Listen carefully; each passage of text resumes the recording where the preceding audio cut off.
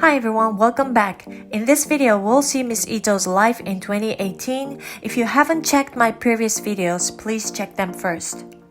From the end of 2017 till around the end of January 2018, she was in London having interviews and contributing articles. One of the interviews she had is Skavlan, a Norwegian-Swedish television talk show hosted by Norwegian journalist Fredrik Skavlan. In this interview, the scenes she smiled and said, "Now I can say whatever I want to because I'm in London. I have freedom of speech now," was harshly criticized online. I know you live here now. Yes, so that was the thing. Now I can say whatever I want to because I'm in London.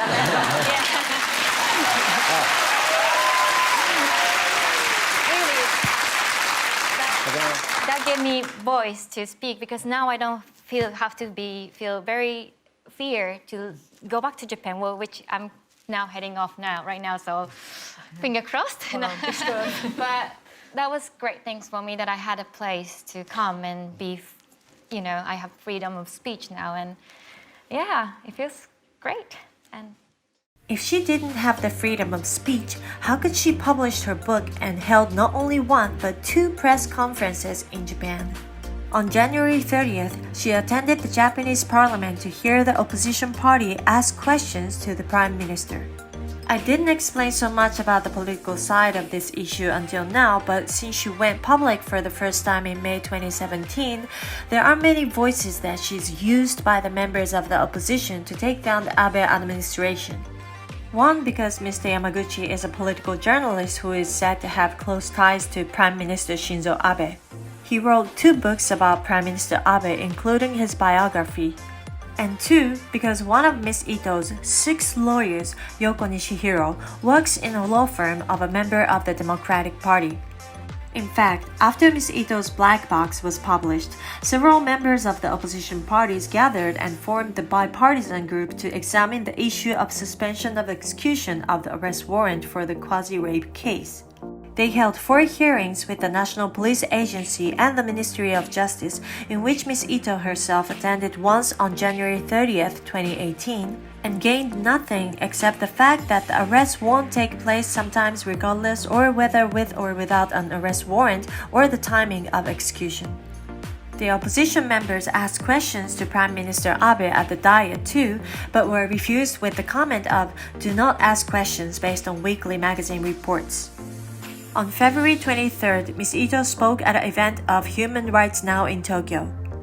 On March 16th, she had a press conference at UN headquarters in New York and also participated in the debate of Human Rights Now. Please imagine, you don't have to believe me, but please imagine if this happened to your daughter, if this happened to someone you love, would you still bring your loved one to go through this? I wish not. So we have to change that. On April 13th, Lonely Death and Racing in Cocaine Valley won the Silver Awards at the New York festivals. Hi, thank you so much. My name is Shiori Ito. I'm the director of this film. Unfortunately, it didn't show much about film. This is our executive producer, Nicholas Omak. I want to thank New York Festival, and it's great that we are all gathered here today. But I want to say, I think we are all lonely in some way, and I want to thank for these people who died as loneliness and taught us what it means to be connected with our family and friends. Thank you.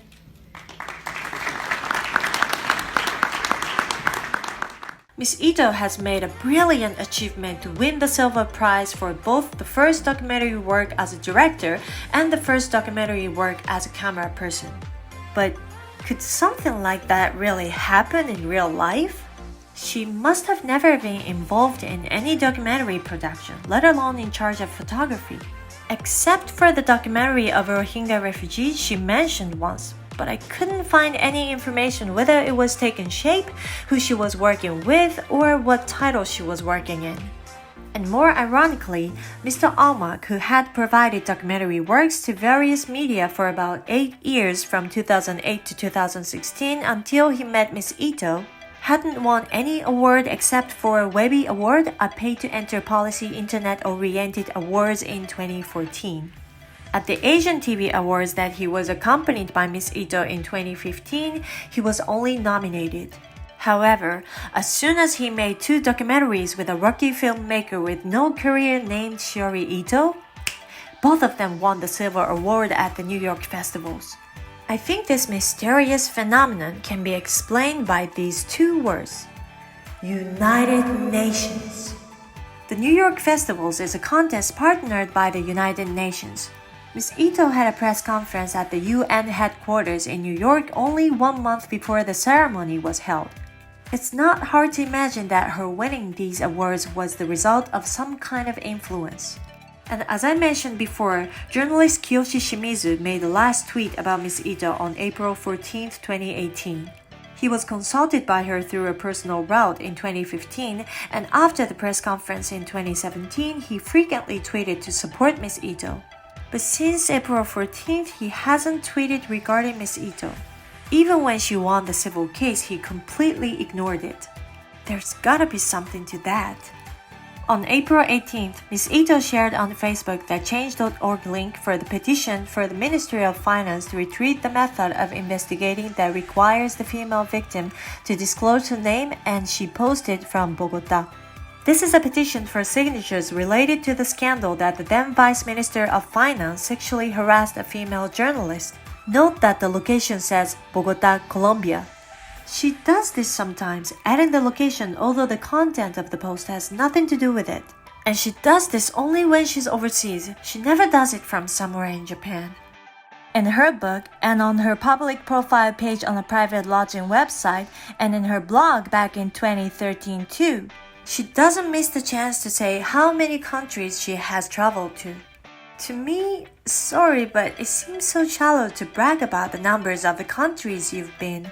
Especially when she's not open about what she was doing in Spain or Moscow, or which university she went in Germany, Spain, New York, and Italy.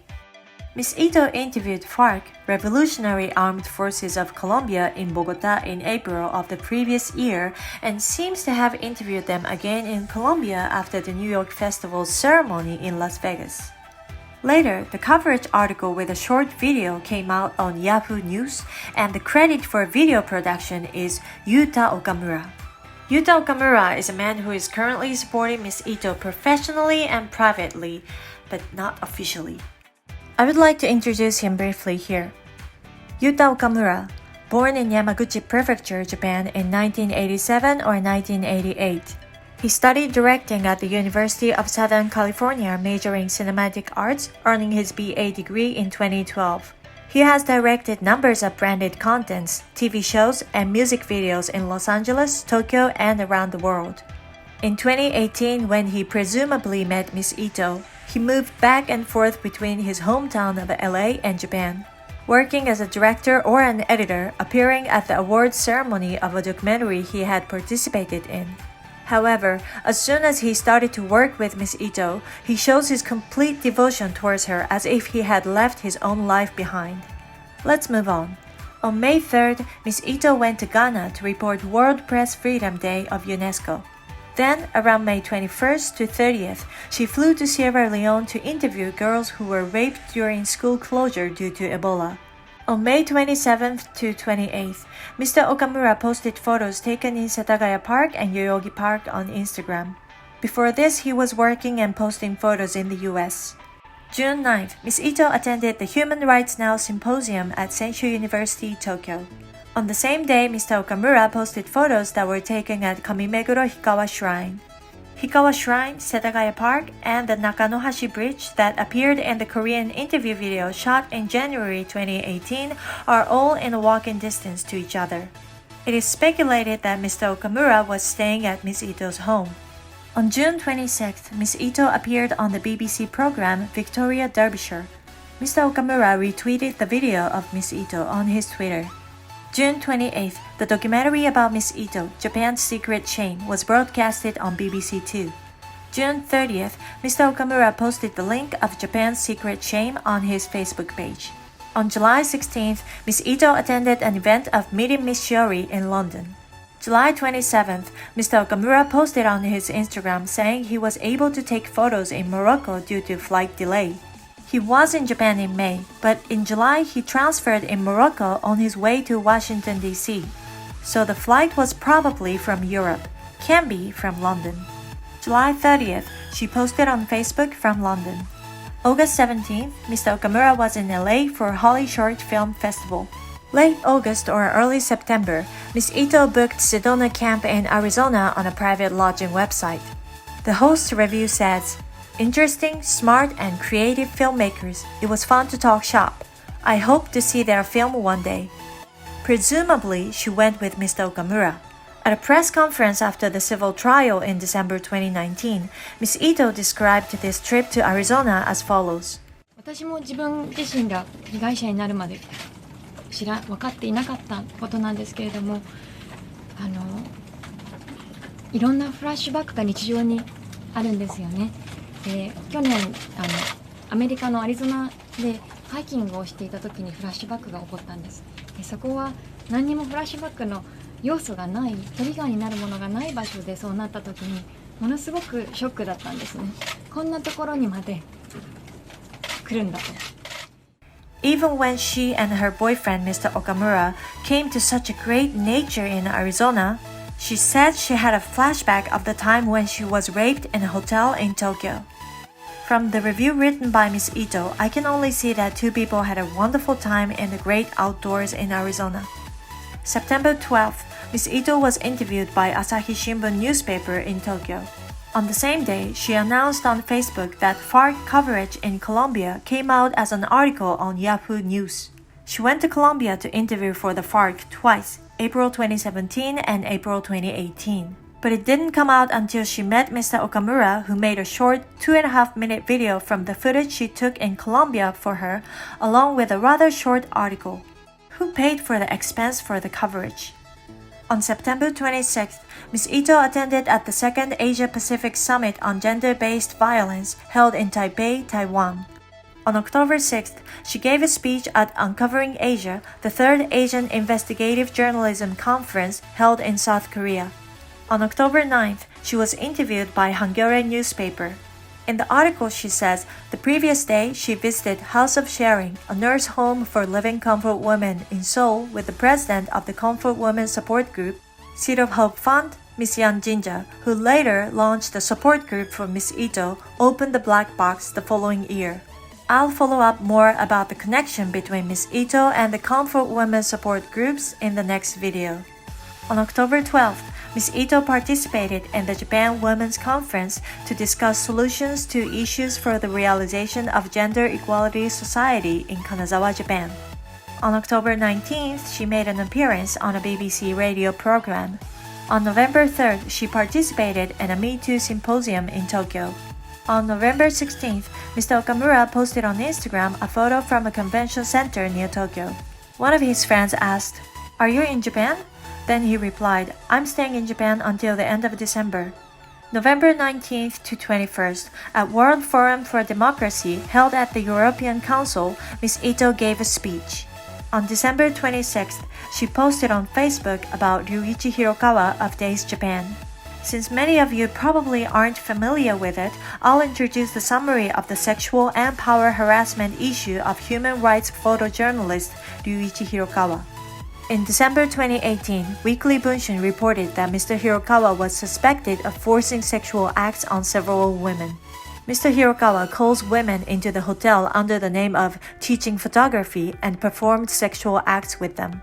Since he has a wide network of contacts with the press, and also he was abusing the staff by unreasonably yelling or swearing in the editorial department, or getting furious by a trivial thing, the victims were placed in a psychological state that they couldn't resist. Mr. Hirokawa denied allegations of those women, saying, "They were spontaneous relationships between a mutually attracted man and women. I am a victim of the commercialism of Weekly Bunshin or the era of Me Too movement." But after the issue was published, he apologized to the women and was dismissed from the representative director of Days Japan. Forced intercourse, multiple victims, daily power harassment, an apology to the victims in the end. These factors show that he is almost certainly a criminal. However, Mr. Hirokawa was not arrested or prosecuted, and he resumed posting on Twitter this April. Only one of the victims has filed a civil suit seeking compensation for the damages. The strange thing is that the people harshly criticize Mr. Yamaguchi, saying the arrest warrant was cancelled by Prime Minister Abe's power. He should be prosecuted, he's a criminal. But they don't say anything about the fact that this probable criminal, Mr. Hirokawa, is walking free. Ms. Ito wrote in the post on Facebook, "Trampling on the hopes and human rights of those women who jumped into the industry with dreams to send messages through photography can never be forgiven." But after all, she hasn't taken any action not to forgive Mr. Hirokawa. On the same day, December 26th, she announced the appearance on the TV program of NHK News Watch 9 on Facebook. NHK is Japan's national broadcasting organization.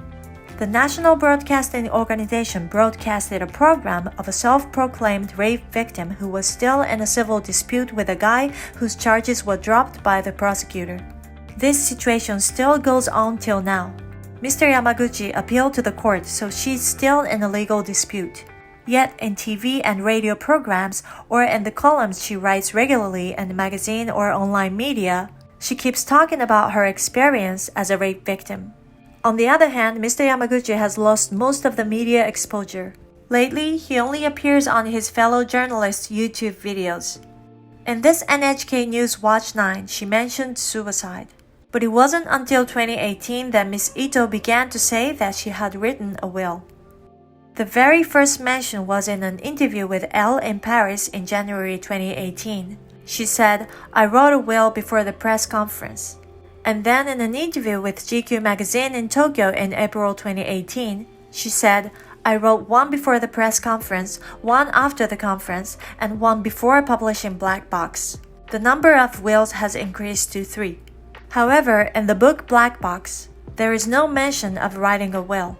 She says, "Before the press conference, I became anxious and decided to cut my hair short because it was falling out due to stress.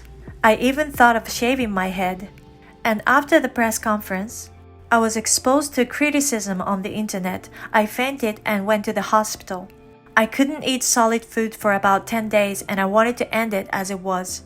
Although there are statements that express a desire for suicide, there's no reference for writing a will at all. She refers to an unstable mental state before the press conference, or her desire for suicide after that. If she really wrote a will, she would definitely have mentioned it in the book. In the interview with GQ magazine, Ms. Ito describes the time when she wrote her third will. "I thought they were going to burn my book's publishing, so I was hiding for a long time. But one time, I really wanted to see the ocean, so I thought I'd go to the closest beach, Yurigahama in Kamakura. I wrote a will that I would never commit suicide, asking to investigate well if something happens to me. But in the end, I was too scared to go." There are quite a lot of remarks of Ms. Ito saying, "I thought I would, but I didn't," or "I thought it would be, but it wasn't." For example, she wanted to study Arabic to broaden the range of her coverage, but she didn't. At the IKEA cafe with her childhood friend S, she said that she should have called the police from the hotel, and they thought of calling the police from there, but they didn't. She thought that Mr. Yamaguchi was filming secretly on his computer, but it didn't have a camera function. She couldn't stand even being connected to Mr. Yamaguchi via email, but she not only voluntarily emailed him, but also called him twice. She thought she wouldn't be able to work in Japan if she accused Mr. Yamaguchi, but she could work without any problems. Before the press conference, she thought of shaving her head instead of cutting her hair short, but she just cut her hair short. Before publishing the book, she wanted to go to Yurigahama Beach, but there were suspicious moves around her, so she wrote a will, but in the end, she didn't go to the beach. These are only some examples that I could remember quickly. Studying Arabic, or shaving her head, or going to the beach. If she didn't do it in the end, then why did she even mention it from the beginning? Often saying things such as, "I thought it would be, but it wasn't," or "I thought I would do it, but I didn't," is a characteristic of a person with a strong paranoia, a habit of exaggerating or distorting the stories for their convenience. With that in mind, I think you can understand that you cannot just believe Ms. Ito's remarks. What's written in the black box is completely unclear which part is true and which part is false or exaggerated. In the next video, we will see Miss Ito in 2019, when she starts making documentary films again with, this time, Mr. Okamura.